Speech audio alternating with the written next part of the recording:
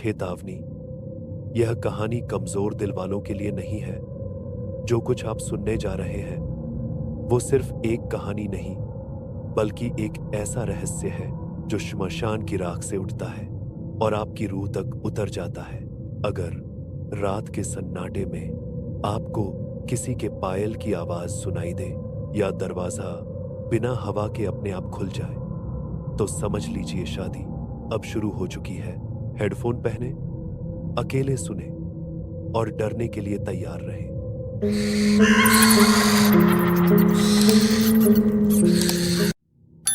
अश्विन उस रात अपने पुराने पुश्तैनी घर में अकेला था। बाहर हल्की हवा चल रही थी जो बबूल के सूखे पत्तों को खड़खड़ाती हुई आंगन में घुसी चली आ रही थी। घर की दीवारें पुरानी थीं, जिनमें सीलन और समय की दरारें दोनों मौजूद थीं। हर चीज से जैसे बीते जमाने की सांसें निकल रही थीं। वो बिस्तर पर करवट बदल रहा था। कुछ बेचैनी थी जिसे वो समझ नहीं पा रहा था। गांव में बिजली तो थी, मगर उस रात की अमावस ने जैसे अंधेरे को दोगुना कर दिया था। चारों ओर एक ऐसा सन्नाटा पसरा हुआ था जो सिर्फ किसी अनहोनी से पहले आता है। अचानक उसके कानों में एक अजीब सी आवाज गूंजी, ढोल की थाप, शहनाई की धीमी सी गूंज और किसी जुलूस की हल्की हल्की फुसफुसाहटें। वह चौंक कर उठ बैठा। ये कैसी आवाजें थीं? गांव में तो आज किसी की शादी नहीं थी। वो खिड़की के पास गया, धीरे से लकड़ी के पट खुले और बाहर देखा। सामने बबूल के पेड़ों के पार शमशान की दिशा से उसे हल्की सी रोशनी आती दिखी। वो सोच में पड़ गया, क्या सच में वहां कुछ चल रहा है या सिर्फ उसके थके दिमाग की कोई चाल है। मगर उस रोशनी में कुछ आकृतियां भी थीं। सफेद कपड़े पहने कुछ लोग जैसे बाराती हों, लेकिन सब के सब चुपचाप एक सी चाल में चलते जा रहे थे, जमीन से कुछ इंच ऊपर तैरते हुए। उनके पीछे लाल पगड़ी पहने एक बुजुर्ग, जिसके हाथ में जलती हुई लालटेन थी, और सबसे आगे एक काला घोड़ा। घोड़े की पीठ पर कोई बैठा था, लेकिन इंसान जैसा नहीं लग रहा था।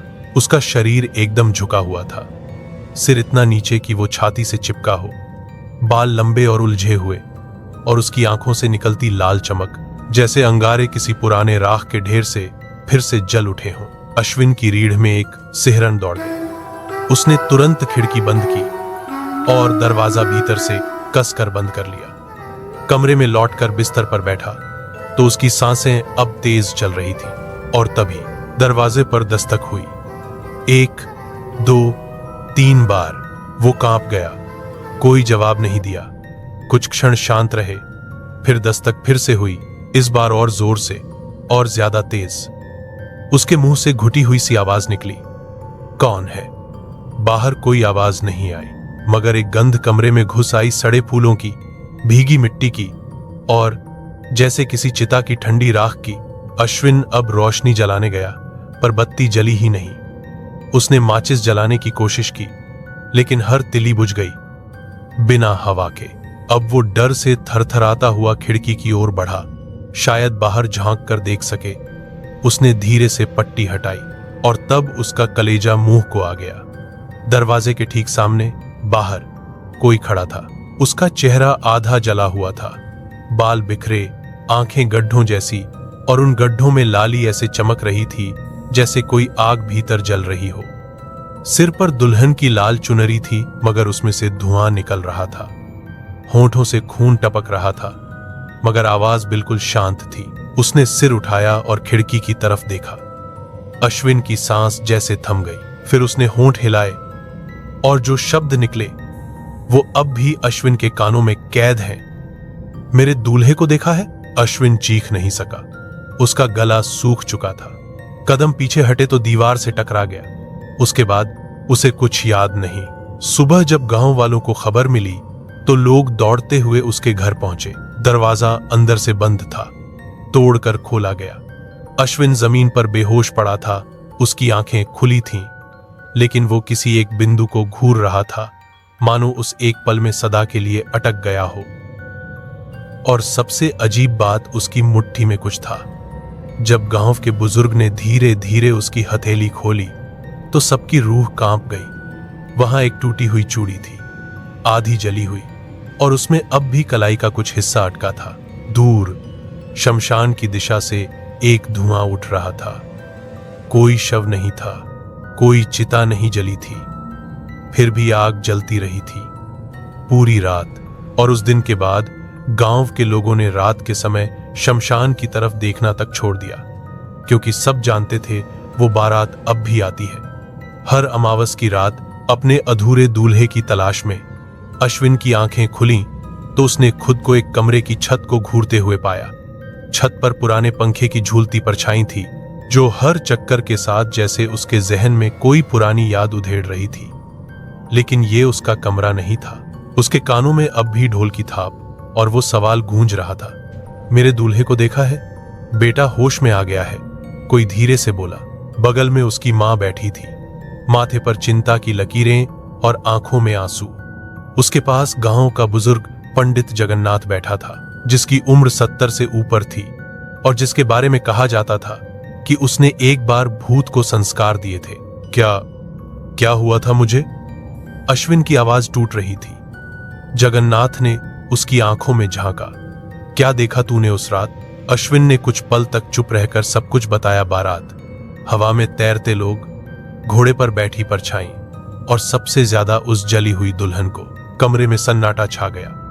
फिर जगन्नाथ ने एक गहरी सांस ली और बोला, अब तू भी देख चुका है, अब तुझे सच जानना ही होगा। सब बाहर वाले आंगन में इकट्ठा हो गए। बीच में पीतल का दिया रखा गया और एक बाहर लाल कपड़ा बिछा था, जिस पर पुरानी हस्तलिपि में कुछ संस्कृत मंत्र लिखे थे।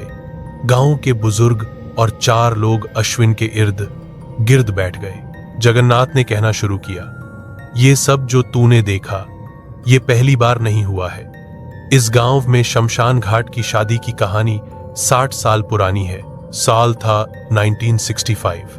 गांव का एक लड़का दयाशंकर बहुत ही होनहार और तेज तर्रार था। पढ़ने गया था शहर, लेकिन मां की जिद पर वापस आया शादी करने। लड़की मिली थी सरस्वती, सुंदर, सीधी, सादी, मगर चुप, बहुत चुप। किसी से ज्यादा बोलती नहीं थी, लेकिन उसकी आंखों में अजीब सा डर था। शादी तय हुई, लेकिन लड़का भाग गया। मंडप तैयार था, बारात सज चुकी थी और दूल्हा नहीं आया। लड़की ने बहुत रोया। रात में जब सब लोग उसे समझा रहे थे, तब वो उठकर शमशान की ओर चली गई और वहीं जाकर आग लगा ली अपने आप को। लाश जली, लेकिन पूरी नहीं। किसी ने संस्कार नहीं किया और तभी से हर अमावस की रात वो वापस आती है, अपनी अधूरी शादी पूरी करने। और अब वो तुझसे सवाल कर चुकी है। अश्विन की रगों में बर्फ दौड़ गई। तो अब क्या होगा मेरे साथ? जगन्नाथ की आवाज भारी हो गई। जिसे वो देख लेती है, उसकी जिंदगी अब सामान्य नहीं रहती। या तो उसकी शादी उससे होती है, या उसकी चिता उसी शमशान में जलती है। बाहर अचानक तेज हवा चली, दिया बुझ गया। सब चौंक गए। झाड़ू रखने वाले कोने में से जैसे कुछ सरका हो। फिर एक बच्चे ने कांपते हुए इशारा किया, वो देखो। दीवार पर एक साया उभर आया था, घूंघट ओढ़े, हाथ में चूड़ियां और पैरों से टपकता हुआ पानी, मगर आंखें नहीं थीं। बस 2 खाली अंधेरे गड्ढे थे जो सीधे अश्विन की ओर देख रहे थे। उस रात गांव में किसी ने नहीं सोया। अश्विन की मां ने उसे मंदिर भेजना चाहा, पर पुजारी ने साफ मना कर दिया।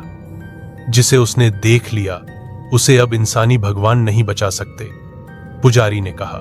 अगली सुबह शमशान की तरफ से खबर आई। वहां किसी ने रात भर शहनाई बजती सुनी थी और एक चौंकाने वाली बात, शमशान की सूखी जमीन पर रात में घोड़े के खुरों के ताजा निशान मिले थे। अब गांव के बुजुर्गों ने फैसला किया, अश्विन को जवाब ढूंढना ही होगा, उस जगह जाकर जहां ये सब शुरू हुआ। और वो जगह थी सरस्वती की अधूरी चिता। अगली सुबह सूरज की किरणें जैसे गांव तक नहीं पहुंची थीं। एक अजीब ठंडक फैली थी। हवा में जून के महीने में भी मिट्टी ठंडी और गीली लग रही थी। अश्विन अब पहले जैसा नहीं रहा था। उसकी आंखों के नीचे काले घेरे उभर आए थे, जैसे नींद और डर दोनों उसके शरीर से अलग हो चुके हों। उसने तय कर लिया था, अब जवाब चाहिए, हर हाल में। पंडित जगन्नाथ ने गांव के 2 और बुजुर्गों को साथ भेजा। नाम थे हरिदेव और लच्छू। तीनों लोग दोपहर से पहले ही शमशान की तरफ निकल पड़े, ताकि दिन की रोशनी में कुछ सुरक्षा महसूस हो सके। शमशान गांव से थोड़ी दूरी पर था, सूखे बबूल और खंडहरनुमा पेड़ों के बीच, जहां अक्सर सांप नेवले के अलावा कोई नहीं जाता। वहां एक पुरानी टूटी हुई चारदीवारी थी, जिसके अंदर 3 तरफ जली हुई चिताओं की राख सालों से गंध छोड़ती थी, और उसी के आखिरी कोने में थी सरस्वती की अधूरी चिता। वो जगह बाकी चिताओं से अलग लगती थी। मिट्टी वहां अब भी काली थी, जैसे आग की गर्मी आज भी वहां छिपी हो। और सबसे अजीब बात, वहां पर घास नहीं उगी थी, जबकि बाकी शमशान में झाड़ियां उग आई थीं। यही है वो जगह, जगन्नाथ ने कांपते हुए कहा। यहां उसकी चिता अधूरी रह गई थी। कोई संस्कार नहीं, कोई मंत्र नहीं, बस आग और बद्दुआ। अश्विन धीरे धीरे पास गया। हर कदम पर उसे ऐसा लग रहा था जैसे जमीन उसके पैरों के नीचे से खिसक रही हो। वो चिता अब राख की एक परत बन चुकी थी, मगर जैसे ही उसने हाथ आगे बढ़ाया और उस राख को छूने की कोशिश की, एक सिहरन उसकी उंगलियों से होती हुई उसकी रीढ़ तक उतर गई, और फिर चित्ता की राख खुद हिलने लगी। हरिदेव पीछे हट गया। ये क्या हो रहा है? लच्छू बुदबुदाया। इसने उसे जगा दिया। अचानक राख के नीचे से कुछ चमका। अश्विन ने हिम्मत करके उंगलियों से धीरे धीरे उस चीज को खींचा। वो एक जली हुई मांगटीका थी, जिसमें आधा शीशा टूटा हुआ था। मगर उस शीशे में झांकते ही अश्विन की आंखों के सामने अंधेरा छा गया, और उस अंधेरे में एक चेहरा उभरा। सरस्वती। उसका चेहरा धजला, मगर एक आंख अब भी साफ थी। वो सीधा अश्विन को घूर रही थी। उसकी सिसकी जैसी आवाज आई, मैं अब अधूरी नहीं रहूंगी। अश्विन पीछे गिरा, लेकिन अब उसका शरीर जैसे किसी और के नियंत्रण में था। उसके हाथ से मांगटीका नहीं छूटा, वो जैसे चिपक गया हो उसकी हथेली से। लच्छू चिल्लाया, फेंक दो वो चीज। पर अब देर हो चुकी थी। शमशान की चारदीवारी के बाहर से ढोल की आवाज आने लगी थी, वही धीमी मगर डरावनी थाप, जैसे किसी बारात की शुरुआत हो चुकी हो। जगन्नाथ ने अश्विन को उठाया और तीनों भागते हुए गांव की ओर लौटे, मगर अब उनके पीछे जैसे कुछ चल रहा था। कोई नहीं दिखा, पर पेड़ों की पत्तियां खुद हिल रही थी, रास्ते की धूल उड़ रही थी, और हवा में बारात के गीतों की धीमी परछाइयां तैर रही थी।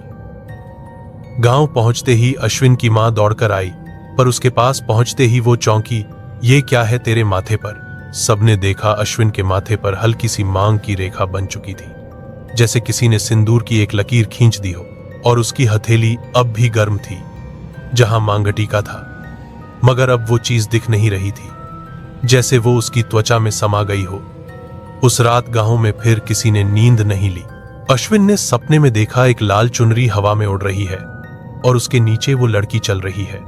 इस बार वो कुछ नहीं कह रही, सिर्फ पास आ रही है, धीरे धीरे। और जब वो बिल्कुल पास पहुंची तो उसने अपना घूंघट उठाया।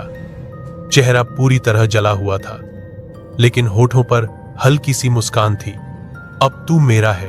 अश्विन नींद से चौंका तो देखा उसकी चादर गीली थी, और सिरहाने के पास 2 चूड़ियां रखी थीं, वही टूटी जली हुई चूड़ियां जो उसने ख्वाब में देखी थी।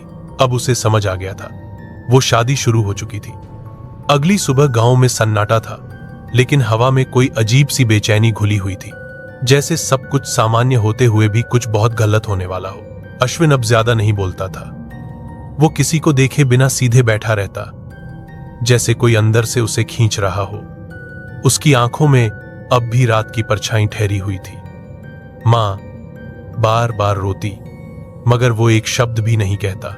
जगन्नाथ ने गांव के सबसे पुराने और गुप्त नाम वाले तांत्रिक को बुलाने का फैसला किया, भैरवनाथ। भैरवनाथ कोई आम ओझा नहीं था। उसने अपने जीवन में 84 चौराहे देखे थे, और जिन आत्माओं को मठों ने हाथ नहीं लगाया, उन्हें उसने बांधकर राख की डिब्बियों में बंद किया था। तीसरे पहर भैरवनाथ गांव में पहुंचा। उसकी एंट्री किसी फिल्म जैसी थी। एक काली जीप जिसमें आगे एक त्रिशूल टंगा था, पीछे गेरुए रंग की चुनरी लहराती थी, और उसकी गर्दन में नींबू मिर्चों की माला लटकी हुई थी। चेहरा झुर्रियों से भरा, लेकिन वो आंखें इंसानी नहीं लगती थीं। उसने आते ही अश्विन को दूर से देखा। कोई मंत्र नहीं पढ़ा, कोई सवाल नहीं पूछा, बस धीरे धीरे मुस्कराया। वो अब आधा जुड़ चुका है, उसने कहा। सबके रोंगटे खड़े हो गए। भैरवनाथ ने अपनी थैली से काली स्याही से लिखा एक लोहा निकाला, जिस पर त्रिशूल और उल्टा स्वस्तिक बना हुआ था। अब जो होगा उसमें कोई रोएगा, कोई बचेगा, पर अगर ये आत्मा पूरी हो गई तो अगली बार वो सिर्फ दूल्हा नहीं मांगेगी, पूरा गांव जलेगा। उस रात भैरवनाथ ने शमशान जाने की ठानी, पर इस बार वो अकेला गया। जीप वही थी, मगर अब उस पर चूने और रक्त से बने रक्षा मंत्र लिखे गए। अश्विन को घर में बंधा रखा गया, लिटरली। उसके पैरों में लौह की जंजीरें डाली गईं, जिनमें महाकाल का अभिमंत्रित धागा पिरोया गया। जैसे ही रात ढली और अमावस की आहट करीब आई, हवा का तापमान गिरने लगा। भैरवनाथ ने शमशान के बीचों बीच एक यंत्र खींचा। शव भस्म से, हड्डियों के चूर्ण से और 7 तरह के तांत्रिक तेलों से मंत्र गूंजने लगे। घंटों तक कुछ नहीं हुआ। फिर अचानक चारों ओर कुत्ते भौंकने लगे। पक्षी जो दिन में भी चुप रहते थे, पेड़ों से उड़ गए। फिर आई वो सरस्वती। अब वो बारात में नहीं थी, अकेली थी। उसकी चुनरी जमीन पर घिस रही थी, जलती हुई, और पैरों के पास जलती चूड़ियों से चिंगारियां उड़ रही थी। उसने आकर भैरवनाथ को घूरा और बोली, तू भी मुझे अधूरी ही रखेगा। भैरवनाथ मंत्र बढ़ाता रहा, मगर जैसे ही उसने रुद्राक्ष की माला उठाई, सरस्वती ने चिल्लाकर कुछ कहा और एक साथ चारों ओर से लपटें उठीं। शमशान का यंत्र जलने लगा। भैरवनाथ कांप गया। तू कोई आम आत्मा नहीं है, उसने बुदबुदाया। तू तो सप्त विवाहित शाप है। ये शब्द गांव में पहले किसी ने नहीं सुने थे। भैरवनाथ समझ चुका था, सरस्वती की आत्मा का उद्देश्य सिर्फ शादी पूरी करना नहीं था। वो हर बार एक दूल्हा चुनती थी, फिर उसकी आत्मा बांधकर अगली अमावस में उसे अपने साथ ले जाती थी, और ऐसा 7 बार हो चुका था। अश्विन 8वां था। अब शमशान की जमीन कांप रही थी, पेड़ झुकने लगे थे, और लपटों से घिरी सरस्वती अब भैरवनाथ की तरफ बढ़ रही थी। तेरा जादू अब नहीं चलेगा, उसने फूंफकारते हुए कहा।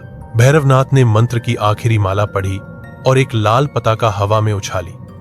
एक तीखी रोशनी निकली, जिसने कुछ पल के लिए सरस्वती को दूर धकेला, मगर वो हंसी। तूने अश्विन को बंधा है, लेकिन अब मैंने रास्ता ढूंढ लिया है। वो हवा में गायब हो गई, एक धुएं की लहर बनकर। भैरवनाथ समझ गया, वो अब सीधे अश्विन के पास लौटेगी। उसने बिना एक पल गंवाए अपनी जीप मोड़ी। गांव लौटते वक्त रास्ते में एक औरत मिली, लाल साड़ी में, उलझे बालों में, और उसके हाथ में एक पायल थी। सुनिए, मेरी शादी रुक गई थी, दूल्हा मिल जाए तो। भैरवनाथ ने ब्रेक नहीं मारा। उसने आंखें बंद की और कहा, अब तो सिर्फ राख ही बचेगी। उस रात जैसे ही वो गांव पहुंचा, देखा अश्विन की मां बाहर दरवाजे पर खून से लथपथ बेहोश पड़ी थी। घर का अंदरूनी हिस्सा सन्नाटे में डूबा था, और अंदर अश्विन का कमरा खुला था। जंजीर टूटी हुई थी, और बिस्तर पर सिंदूर की मोटी लकीर में लिपटा एक दूल्हे का जोड़ा रखा था, लेकिन दूल्हा नहीं था। गांव के लोग अब घरों से बाहर नहीं निकलते थे। हर खिड़की बंद थी, हर दरवाजे पर लाल स्याही से लिखा गया था, और मंदिर के घंटों की आवाज किसी ने जान बूझकर बंद कर दी थी। भैरवनाथ ने जब अश्विन के घर में टूटी जंजीर और सिंदूर में डूबा दूल्हा जोड़ा देखा, तो उसकी आंखें भर आई। शादी हो चुकी है, उसने कहा, लेकिन जिस मंडप में यह शादी हुई वो तुम्हारी दुनिया में नहीं था। उसी समय गांव के एक कोने से चीख की आवाज आई। वो था बुधिया, गांव का पागल समझा जाने वाला बूढ़ा। लोग कहते थे उसका बेटा बरसों पहले एक दुल्हन के साथ भाग गया था, फिर कभी लौटा नहीं। भैरवनाथ भागता हुआ उसके पास पहुंचा। बुधिया दीवार पर अपने ही खून से कुछ लिख रहा था। घंटा घर बजा। शमशान नहीं, अब उल्टा संसार खुला है। भैरवनाथ ने उसे जबरदस्ती पकड़कर झिंझोड़ा। क्या देखा तूने? बुधिया रोता हुआ हंसा। मैं गया था वहां बहुत साल पहले।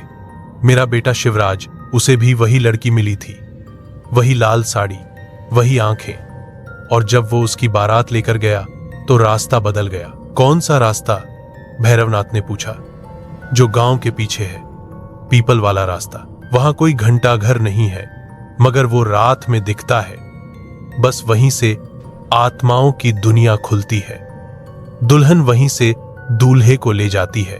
भैरवनाथ सिहर गया। मतलब अश्विन वहां है? बुधिया कांपते हुए बोला।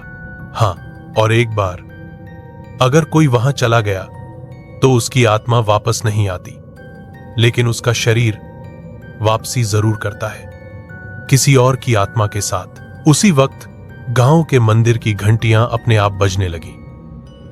कड़ाके की गर्मी में तेज हवा चलने लगी और आसमान में एक ही दिशा से बादल उमड़ने लगे, पीपल के पुराने पेड़ की ओर। गांव का रास्ता जो मंदिर के पीछे से शमशान की तरफ मुड़ता था, अब एक अजीब मोड़ ले चुका था। उस मोड़ पर पहले कभी कोई घंटा घर नहीं था, पर अब एक जली हुई घंटी हवा में लटक रही थी, बिना किसी रस्सी के, बिना किसी सहारे के। भैरवनाथ ने अपनी किताब में पढ़ा था, जहां हवा उल्टी बहने लगे और समय की आवाज गूंजने लगे, वहां मृत लोक का द्वार खुलता है। उसने अपने साथ 4 लोगों को लिया, 2 नवयुवक, एक साधु और बुधिया को बांधकर। सबने सर पर राख मल ली, आंखों में काजल लगाया ताकि मरे हुए उन्हें जीवित न समझे। घंटा घर के पास पहुंचते ही जमीन पर पांव रख पाना मुश्किल था। वो जगह हवा में हिलती थी, जैसे जमीन नहीं, कोई सपने का टुकड़ा हो। एक पल में सब कुछ स्याह हो गया और जब सबकी आंखें खुली तो उनके सामने था एक दूसरा गांव। वही घर, वही रास्ते, वही मंदिर, लेकिन सब कुछ राख जैसा धूसर।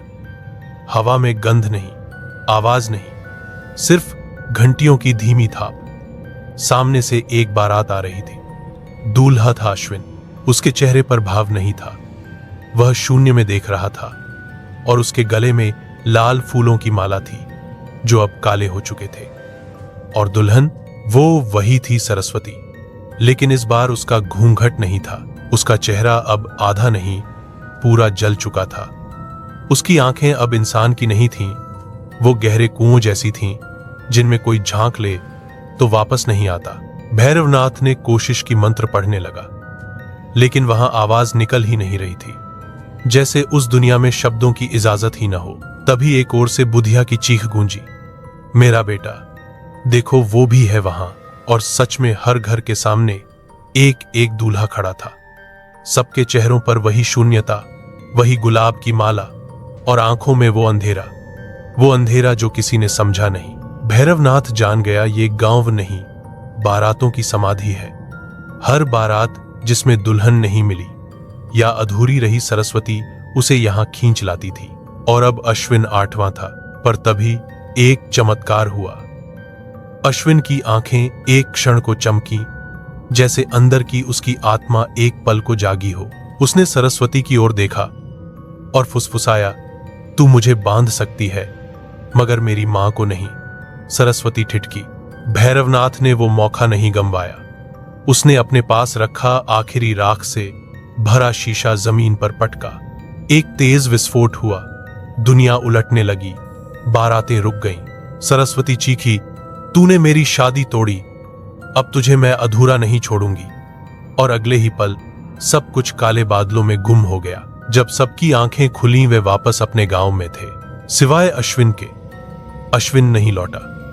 उसकी मां पथराई हुई आंखों से दरवाजे को देखती रही, जैसे वहां कोई खड़ा हो या जैसे कोई जाने वाला हो। गांव में 2 दिन तक मातम पसरा रहा, लेकिन तीसरे दिन कुछ अजीब हुआ। सुबह सुबह गांव के बाहरी रास्ते से आती हुई धीमी लहराती आवाज गूंजने लगी, जैसे शहनाई बज रही हो। परंतु यह आवाज जीवन के उत्सव की नहीं थी। इसमें एक अजीब सी ठंडक थी जो हड्डियों के आर पार उतरती चली जाती थी। जो भी आवाज सुनता, उसका चेहरा पीला पड़ जाता। फिर धुंध छाई बिल्कुल साफ आसमान में। अचानक ऐसी सफेद धुंध छा गई कि पेड़ भी धुंधले दिखने लगे, और उसी धुंध में से निकली एक बारात। लेकिन ये बारात वैसी नहीं थी जैसी इंसाने लाते हैं।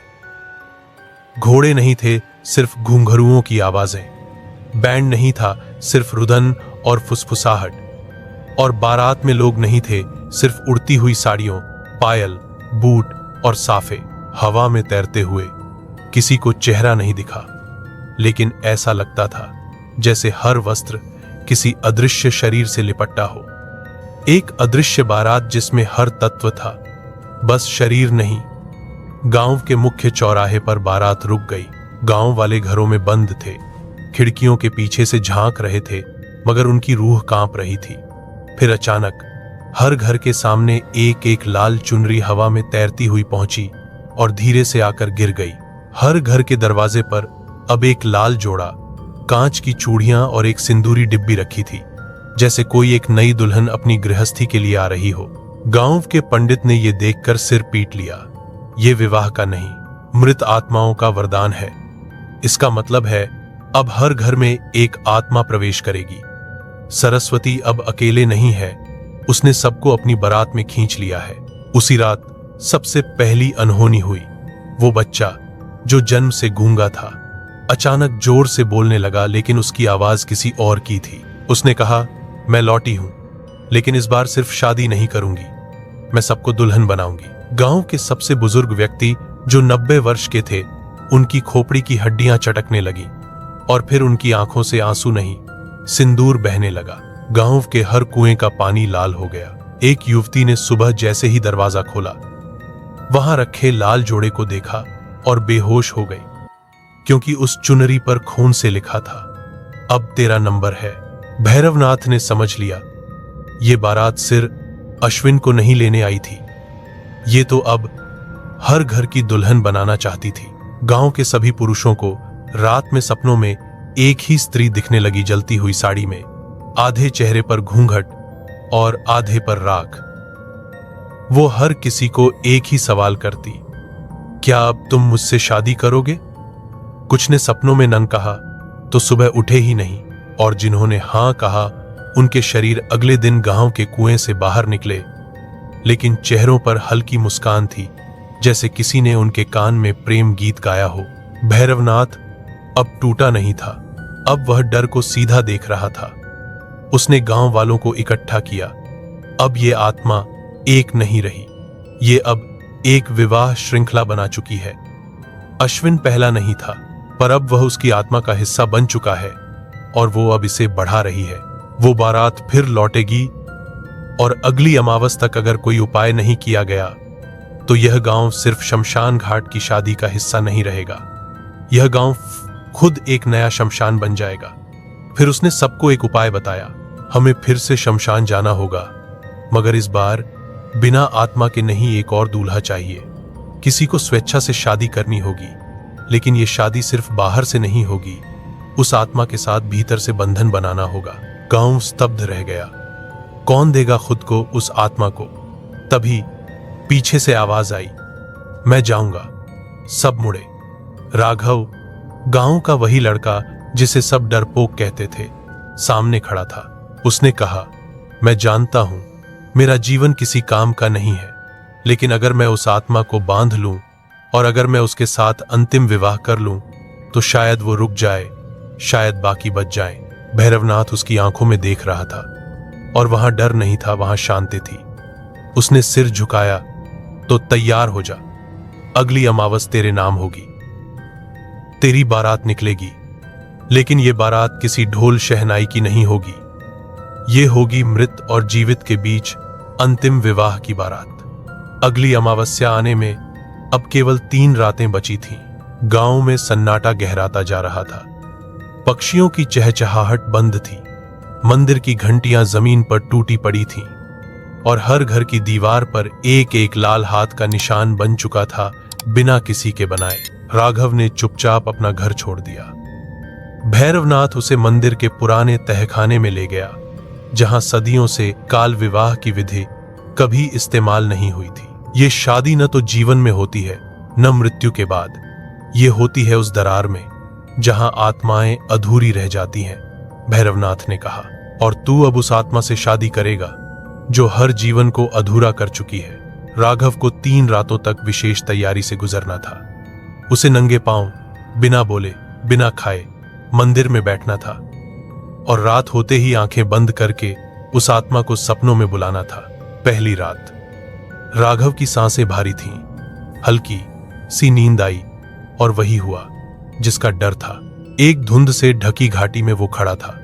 सामने एक टूटी हुई मंडप थी, घोड़े की नालें बज रही थी मगर कोई घोड़ा नहीं था। और वहीं आधे जल चुके मंडप में कोई बैठा था, दुल्हन। वो घूंघट में थी पर उसका शरीर हिल नहीं रहा था, जैसे वो कई वर्षों से वहीं बैठी हो। जब राघव पास गया तो उसने सिर घुमाया पर चेहरा नहीं दिखा, बस एक अंधेरा गड्ढा जिसमें राघव ने देखा अपना ही चेहरा। मरने के बाद राघव चीखते हुए उठा। भैरवनाथ ने उसे संभाला। ये बस शुरुआत है, वो अब तुझे पहचान चुकी है। दूसरी रात। अब राघव का शरीर हल्का होने लगा था, ना भूख लग रही थी ना प्यास। उसने आंखें बंद की और इस बार वो सीधा शमशान में था। चारों ओर राख हो रही थी और एक लंबा घूंघट हवा में उड़ता हुआ उसके पास आया। घूंघट में से सुगंध नहीं, जलती हुई हड्डियों की गंध थी। मैं दुल्हन नहीं हूं। एक धीमी फुसफुसाहट कानों में आई। मैं वो हूं जो इंतजार करते करते दुल्हन बन गई। अब मुझे सिर्फ दूल्हा चाहिए और तू वही है। राघव की आंखें फिर खुली मगर अब उसकी पुतलियां लाल थीं। तीसरी रात, अंतिम तैयारी। राघव को दूल्हे की तरह सजाया गया। काले रंग का साफा, काली शेरवानी और गले में चांदी की माला। ये सब आत्मा को आकर्षित करने के लिए नहीं, उसे बांधने के लिए थे। रात के ठीक 12 बजे अमावस्या की पूर्ण छाया में शमशान की ओर एक बारात निकली। लेकिन इस बारात में कोई शोर नहीं था, कोई लोग नहीं थे। केवल राघव, भैरवनाथ और 4 श्मशान साधु जिनकी आंखें सफेद थीं और चेहरे राख से पुते हुए। बारात जब शमशान पहुंची तो वहां सब कुछ पहले से तैयार था। चारों ओर दीपक जले थे जो खुद जल उठे थे। फूलों की मालाएं जमीन पर पड़ी थीं और आग की एक लकीर मंडप के चारों ओर बनी थी, जैसे आत्माओं ने स्वयं मंडप सजाया हो। राघव मंडप में बैठा। चारों साधुओं ने मंत्र पढ़ना शुरू किया मगर ये मंत्र विवाह के नहीं थे, ये थे बंधन के, आत्मा की ग्रंथि बांधने के, ताकि वो हमेशा उसी शरीर में रहे जिससे उसका विवाह हो। और फिर हवा सर्द हो गई, हर दीपक बुझ गया और एक पल में सामने एक लाल जोड़ा हवा में लहराने लगा। फिर जमीन से निकलती हुई एक आकृति सामने आई, सरस्वती। लेकिन अब वो दुल्हन नहीं थी, वो एक पूर्ण आत्मा बन चुकी थी, अधूरी नहीं। उसकी आंखें अब जली नहीं थीं, बल्कि कांच जैसी चमकती थीं। उसका चेहरा शांत था मगर उसकी चाल ऐसे जैसे जमीन उसे छू नहीं रही। वो सीधे राघव के पास आकर बैठ गई और शादी शुरू हुई। सपनों की नहीं, सच्ची शादी। मंत्रों के साथ उसकी चुनरी राघव के सिर से बांधी गई और जैसे ही अंतिम फेरे शुरू हुए, शमशान की जमीन हिलने लगी। चारों ओर से आवाजें आईं। वो दूल्हे जो पहले गुम हो चुके थे सब आ गए, अश्विन भी, शिवराज भी और कई जिनके नाम तक कोई नहीं जानता। सभी खड़े थे जैसे गवाह बनकर। अंतिम फेरे के बाद सरस्वती ने कहा, अब तू मेरा है, अब मुझे और कोई नहीं चाहिए। और एक पल में वो राघव में समा गई। राघव जोर से चीखा और फिर शांत हो गया। सभी साधु चुप। भैरवनाथ ने उसकी नब्ज देखी, धीमी मगर जिंदा। उसने सिर हिलाया। विवाह पूरा हुआ, लेकिन अब ये राघव नहीं रहा, इसमें अब वो भी है। 3 दिन बाद गांव में सूरज उगा, लेकिन उसकी रोशनी में वो गर्माहट नहीं थी। शमशान से लौटा राघव अब वैसा नहीं था जैसा पहले था। उसकी चाल में अजीब सुकून था, जैसे वो अपने भीतर किसी और की सांसें लेकर चल रहा हो। उसकी आंखें अब पूरी तरह काली थीं, पूरी पुतली गायब, जैसे अंदर कोई गहराई हो जो खींच ले। वो बोलता था मगर उसकी आवाज 2 सुरों में गूंजती, एक उसकी खुद की और एक नारी की, धीमी, मधुर मगर डरावनी। गांव के लोग उसके रास्ते से हट जाते, कोई पास नहीं जाता, लेकिन औरतें, खास तौर पर कुंवारी लड़कियां, उसके पास खिंचती चली जाती, जैसे कोई अदृश्य डोर उन्हें बांध रही हो। सबसे पहली अनहोनी हुई रीमा के साथ। रीमा, जो गांव की सबसे सुंदर लड़की थी, उसकी शादी कुछ ही हफ्तों में तय हुई थी। एक शाम वह अपने आंगन में बैठी थी, तभी हवा में खनकती चूड़ियों की आवाज आई, लेकिन उसने अपने हाथ देखे, चूड़ियां तो थीं ही नहीं। और तभी खिड़की में राघव खड़ा दिखा। उसने रीमा से कहा, तू भी सुंदर है, मगर अधूरी है। तेरे हाथों में वो चूड़ियां नहीं जो मैं लाया हूं, चल पहनाऊं तुझे। रीमा चीखी नहीं, उसकी आंखें धीरे धीरे पत्थर जैसी हो गईं। वो उठी और राघव के पीछे पीछे चली गई जैसे कोई नींद में हो। अगली सुबह रीमा अपने बिस्तर पर मिली, मगर होश में नहीं थी। उसके दोनों हाथों में लाल चूड़ियां थीं, लेकिन वो कांच की नहीं, हड्डियों की बनी थी। उसके माथे पर सिंदूर था और आंखों में वही काली पुतलियां। भैरवनाथ भागा आया। उसने रीमा की नब्ज देखी, फिर फर्श को देखा। उस जगह पर जहां रीमा बैठी थी, वहां जलती हुई साड़ी के टुकड़े पड़े थे। अब वो बांटना शुरू कर चुकी है। भैरवनाथ ने कहा, अब ये शादी सिर्फ एक आत्मा की नहीं, ये अब परंपरा बन चुकी है। हर लड़की को दुल्हन बनाया जाएगा, मगर दूल्हा सिर्फ एक है, और वो अब राघव नहीं रहा। रात को हर घर की लड़कियां सपने में एक ही चीज देख रही थी, एक मंडप, आग के चारों ओर घूमती हुई वो खुद, और उसके सामने कोई दूल्हा जिसका चेहरा दिखता नहीं। और हर बार जैसे ही फेरे पूरे होते, एक आवाज आती, अब तेरा शरीर मेरा है। कुछ ने सुबह होते ही खुद को जंजीरों से बांध लिया ताकि कहीं नींद में कहीं चली न जाए, मगर क्या जंजीरें आत्मा को रोक सकती हैं? तीसरी रात गांव में एक और हलचल हुई। सरपंच की बेटी, जो 17 साल की थी, अचानक घर से गायब हो गई। दरवाजा टूटा हुआ नहीं था, कोई चीख नहीं, कोई हलचल नहीं, बस उसके कमरे की दीवार पर खून से लिखा एक वाक्य था, मुझे अपने जैसी एक और मिल गई। गांव वालों ने राघव को पकड़ने की कोशिश की। जब वो पहुंचे मंदिर के पास, तो राघव वहीं बैठा था, आंखें बंद, मुस्कान लिए हुए। लेकिन जैसे ही उन्होंने उसे छूने की कोशिश की, उसकी आंखें खुली और फिर सबके सामने उसकी आवाज आई, मगर स्त्री की थी। मैं अब केवल एक आत्मा नहीं, अब मैं इस गांव की हर लड़की में जीवित हूं। मैंने हर चूड़ी में अपनी सांसें भर दी हैं, हर सिंदूर की रेखा में मेरा नाम लिखा है। तुम चाहो भी तो मुझे रोक नहीं सकते। अब ये गांव शमशान नहीं, मेरा ससुराल है। और तभी पूरा मंदिर हिलने लगा। दीवारों से लाल घूंघट लटकने लगे, दरवाजों पर हाथों के निशान उभरने लगे, छोटे बड़े जलते हुए। राघव जोर से चीखा और वहीं गिर पड़ा। भैरवनाथ भागा, उसे उठाया। उसने देखा राघव के माथे पर सिंदूर नहीं था। वो चीखा, नहीं, अब सरस्वती राघव में नहीं है, अब वो बाहर है। गांव की औरतों में से कोई नहीं जानता कि अब उनके भीतर कौन है। हर लड़की के चेहरे पर मुस्कान थी, एक सी ठंडी, खौफनाक। गांव अब एक शमशान नहीं, एक विवाह स्थल बन चुका था, जहां हर दिन कोई न कोई अनदेखा विवाह हो रहा था। और इस शादी में ना मेहमान थे, ना गवाह, सिर्फ आत्माएं। और राघव अब बोलता नहीं था, वो सिर्फ सांस लेता था, और उसकी सांसों में भी जैसे कोई दूसरा जीव धड़क रहा हो। भैरवनाथ जानता था समय कम है। गांव की ज्यादातर लड़कियां अब जिंदा नहीं, पर मरी भी नहीं थीं। वो दिन में खेतों में काम करती थीं, पर रात को उनके शरीर अचानक बदल जाते, आंखें काली, पलकें बिना झपके, और होठों पर एक ऐसी मुस्कान जो इंसान की नहीं हो सकती। मंदिर अब बंद था। मंदिर की घंटियां अब अपने आप नहीं बजती थीं, बल्कि रात के 2 बजे अचानक जोर से गिरती थीं, जैसे किसी अदृश्य शक्ति ने खींचकर पटकी हो। भैरवनाथ के पास अब एक ही रास्ता बचा था, महातांत्रिक तिरोहान को बुलाना।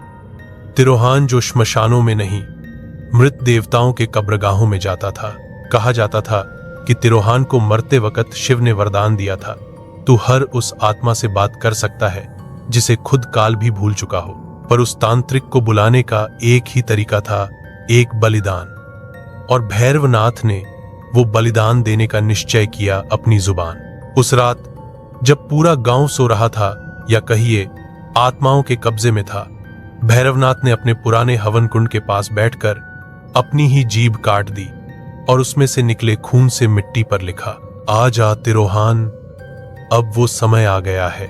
एक पल में हवा थम गई। सारे कुत्ते, सियार, उल्लू जो लगातार रो रहे थे अचानक चुप हो गए और सामने की राख से एक आकृति उभरी, बिना चेहरा, बिना हाथ, केवल एक काला चोगा और भीतर जलती हुई 2 लाल आगें तिरोहान की आंखें। वो बोला नहीं, उसने बस अपनी हथेली निकाली और राघव की ओर इशारा किया। भैरवनाथ ने धीरे से राघव की देह उसके सामने रखी।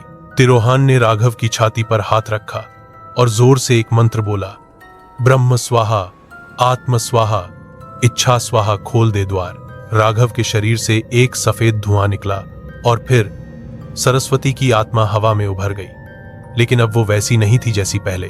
उसका चेहरा अब जल नहीं रहा था, बल्कि एक तेज से चमक रहा था, लेकिन वो तेज मृत्यु का था।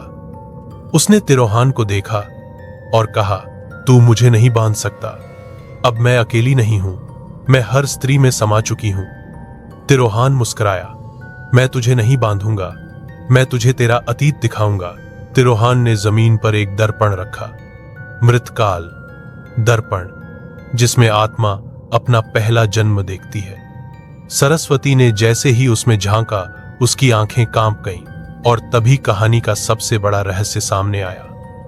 सरस्वती कभी मरी ही नहीं थी, उसकी हत्या नहीं हुई थी, उसने खुद को नहीं जलाया था, बल्कि उसे विवाह की रात उस श्मशान में बुलाया गया था।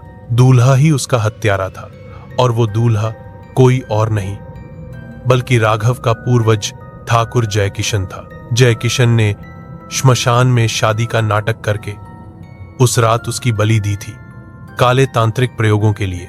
सरस्वती की आत्मा तभी से भटक रही थी और अब जब राघव पैदा हुआ, उसी रक्तरेखा से उसने राघव को चुना, क्योंकि उसका असली दूल्हा, उसका हत्यारा, उसी के खून से फिर जन्मा था। अब सरस्वती कोई आत्मा नहीं बल्कि एक शक्ति बन गई थी। अब तुझसे शादी नहीं, अब तुझसे हिसाब है। सरस्वती ने राघव की ओर देखा। तिरोहान ने कहा, तू हिसाब चाहती है तो ले हिसाब। उसने हवा में एक मंत्र फेंका और अचानक राघव के शरीर से लाल धुआं निकला और उसमें उभर आया जयकिशन, ठीक वैसा ही जैसा वो उस रात था। वही दूल्हे की पोशाक, वही खून से सनी तलवार। अब सरस्वती के सामने उसका हत्यारा था और उसका पुनर्जन्म राघव बेहोश पड़ा था। अब फैसला तेरा है। तिरोहान बोला, हिसाब ले या फिर सबको छोड़ दे।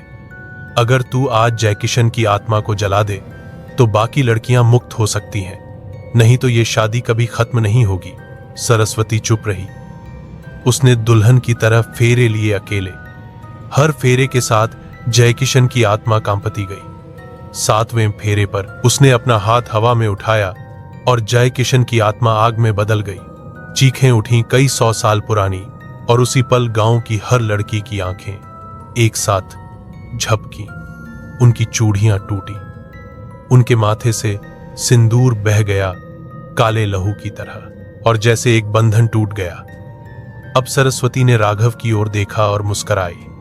तू दोषी नहीं, तू सिर्फ माध्यम था। अब तुझे छोड़ रही हूं। सरस्वती हवा में उठी और एक आखिरी बार बोली, मेरी शादी अब पूरी हुई। दूल्हा जल गया और वो गायब हो गई। 3 महीने बीत चुके हैं। गांव में अब शांति है, लेकिन ये वो शांति नहीं जो दिल को सुकून दे। ये वैसी शांति है जैसी तूफान के बाद आती है, सब कुछ उजाड़ चुका होता है, मगर आवाजें अब भी हवा में गूंजती हैं। राघव जिंदा है, लेकिन वो अब राघव नहीं रहा। वो किसी से बात नहीं करता। उसकी आंखें हर वक्त कहीं खोई रहती हैं, जैसे वो किसी और दुनिया में देख रहा हो।